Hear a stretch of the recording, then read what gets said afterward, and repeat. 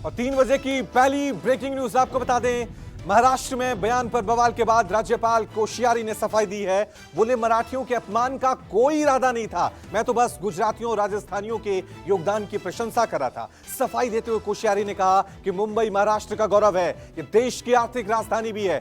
गर्व है कि शिवाजी की धरती पर राज्यपाल के रूप में सेवा करने का मुझे अवसर मिला। और 3 बजे की दूसरी बड़ी खबर, कोश्यारी के भाषण के बाद शिवसेना के संजय राउत ने पलटवार किया। राज्यपाल का बयान मराठी गौरव को आहत कर रहा है, लेकिन सीएम शिंदे चुप क्यों हैं? आपको बता दें कि राज्यपाल ने अपने भाषण के दौरान कहा था कि अगर महाराष्ट्र से गुजरातियों राजस्थानियों को हटा दिया जाए तो महाराष्ट्र के पास कोई पैसा नहीं बचेगा। एक और बड़ी खबर, कोश्यारी के बयान पे राज ठाकरे ने भी सवाल उठाए हैं। राज ठाकरे ने कहा इतिहास नहीं मालूम तो बोलते मत जाइए, आपके बयान से महाराष्ट्र की भावना आहत होती है। राज ठाकरे ने कहा बाहर के लोगों को जो माहौल यहां मिला कहीं और मिलेगा क्या?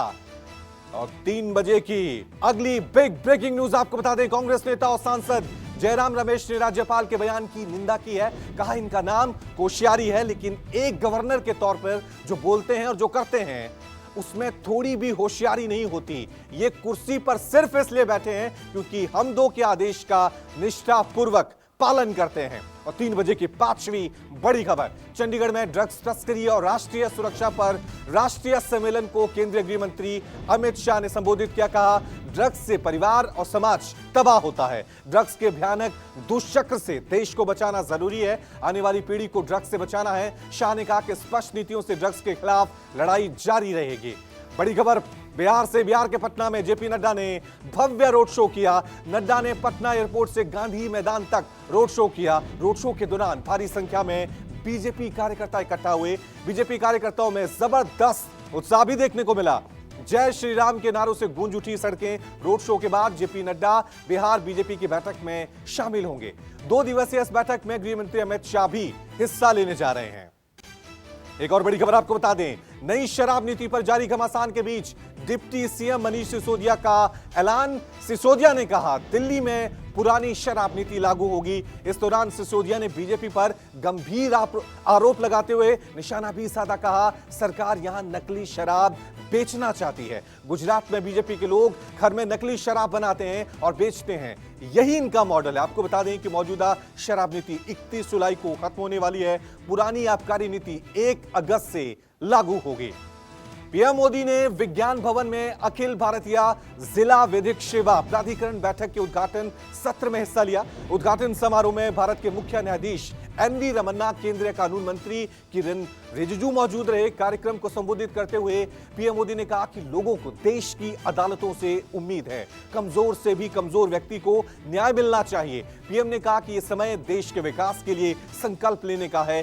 देश में तेजी से बढ़ रहे हैं ई कोर्ट की सुविधा। और एक और बड़ी खबर आपको बता दें, शिक्षा भर्ती घोटाले में गिरफ्तार ईडी पार्थ चटर्जी और अर्पिता मुखर्जी से पूछताछ कर रही है। ईडी आज अर्पिता के कई और फ्लैट पर छापेमारी कर सकती है, क्योंकि ईडी को अर्पिता के घर से मिली काली डायरी से कई सुराग हाथ लगे हैं। वहीं यह भी पता चला है कि अर्पिता के घर से 4 गाड़ियां बरामद हुई हैं, जिनकी तलाश की जा रही है। खबर है कि अर्पिता के घर से मिले 20 मोबाइल से कई अहम सबूत मिले हैं। और 3 बजे की 10वीं बड़ी खबर, पश्चिम बंगाल में शिक्षा भर्ती घोटाले के बाद ममता मंत्रिमंडल में जल्द ही बड़ा फेरबदल हो सकता है। यह इसलिए कहा जा रहा है क्योंकि मामले में ईडी की कार्रवाई के बाद पार्थ चटर्जी को मंत्रिमंडल से बर्खास्त कर दिया गया है। ममता सरकार में पार्थ चटर्जी के पास 2 विभाग थे। टीएमसी में नए मंत्रिमंडल की तैयारी हो रही है, साथ ही आरोप में फंसे हुए मंत्री को हटाने की भी तैयारी है। एक और बड़ी खबर, राष्ट्रपति द्रौपदी मुर्मू के बयान पे फंसे कांग्रेस नेता और संसद में नेता प्रतिपक्ष अधीर रंजन चौधरी ने अपने बयान को लेकर माफी मांगी है। अधीर रंजन चौधरी ने राष्ट्रपति को लेटर लिखकर कहा कि उन्होंने राष्ट्रपति पद के लिए भूलवश एक गलत शब्द का इस्तेमाल किया। साथ ही उन्होंने लिखा, आपको विश्वास दिलाता हूं कि ये जुबान फिसलने के कारण हुआ। मैं माफी मांगना चाहता हूं और आपसे आग्रह करता हूं कि आप इसे स्वीकार करें। आपको बता दें कि अधीर रंजन चौधरी ने लेटर में राष्ट्रपति से मिलने का वक्त भी मांगा है। और 3 बजे की 12वीं ब्रेकिंग न्यूज, प्रधानमंत्री नरेंद्र मोदी के देवघर एयरपोर्ट के उद्घाटन के बाद आज दिल्ली से देवघर की सीधी फ्लाइट सर्विस की शुरुआत हो गई है। इसी के साथ ही इंडिगो की पहली व्यावसायिक उड़ान के पायलट बने बीजेपी नेता राजीव प्रताप रूडी दिल्ली से देवघर के लिए पहली फ्लाइट होने की वजह से इसे काफी खास भी माना जा रहा है।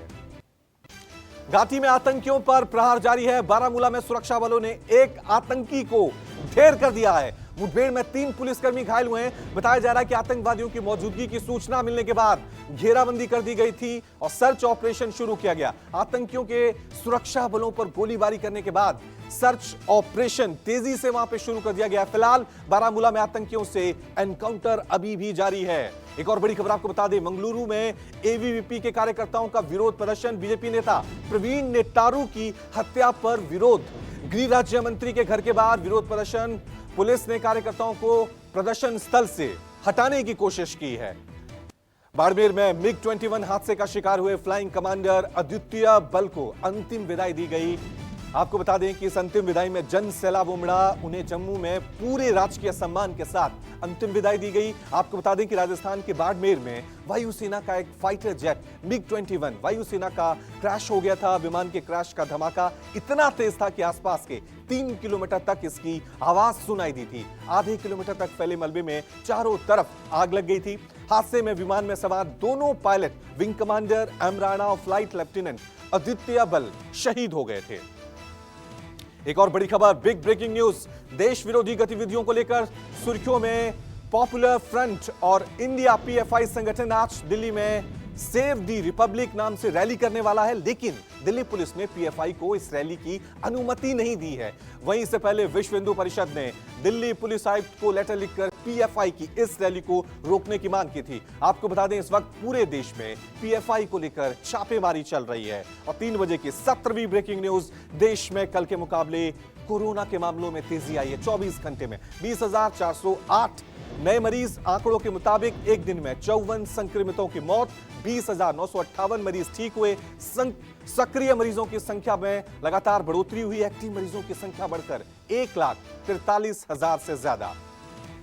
अलीगढ़ में बारिश के कारण भरभराकर गिरी नवनिर्मित दीवार। 6 बच्चे मलबे की चपेट में आए। मलबे में दबने से 2 बच्चों की मौत हुई। 4 बच्चों का रेस्क्यू कर अस्पताल में उन्हें भर्ती करा गया है। पुलिस और प्रशासनिक अधिकारियों ने घटनास्थल का मुआयना भी किया।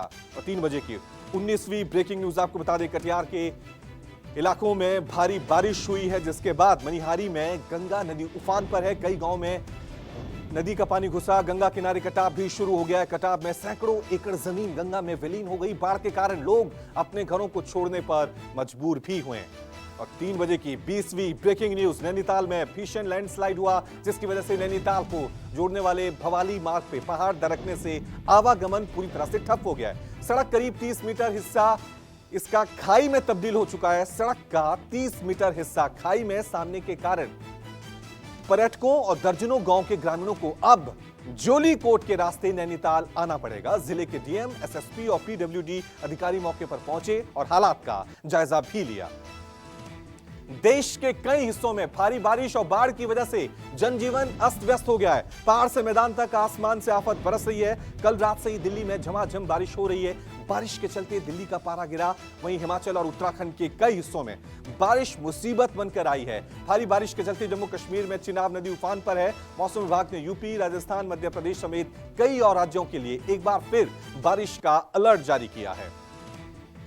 जम्मू कश्मीर में लगातार बारिश से हालात बेकाबू हो गए हैं। ऐसे में घाटी से एक वीडियो सामने आया है। इस वीडियो में भारतीय सेना के जवान स्थानीय लोगों का नाव के जरिए रेस्क्यू करते हुए दिख रहे हैं। पुंछ में अचानक आई बाढ़ के दौरान चांडक गांव के कई लोग पानी के बीच फंस गए, जिसके बाद भारतीय सेना की इंजीनियर इकाई ने 26 स्थानीय लोगों को सुरक्षित बचाया है।